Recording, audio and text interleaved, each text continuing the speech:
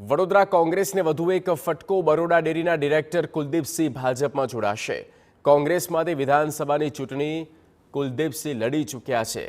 1000થી પણ વધુ કાર્યકરો સાથે તેઓ ભાજપમાં જોડાવા જઈ રહ્યા છે। એક બાદ એક કોંગ્રેસમાંથી વિકેટો પડી રહી છે અને લોકો કોંગ્રેસનો હાથ કોંગ્રેસનો સાથ છોડી રહ્યા છે અને બીજી તરફ ભાજપમાં લોકો જોડાઈ રહ્યા છે। આમ આદમી પાર્ટી અને કોંગ્રેસના અનેકો સમર્થકો કાર્યકર્તાઓ જેઓ વરિષ્ઠ આગેવાનની હાજરીમાં તેઓ વિચારધારા સાથે ભાજપની સાથે જઈ રહ્યા છે। એવામાં બરોડા ડેરીના ડિરેક્ટર કુલદીપસિંહ કે જેઓ પણ ભાજપમાં જોડાશે।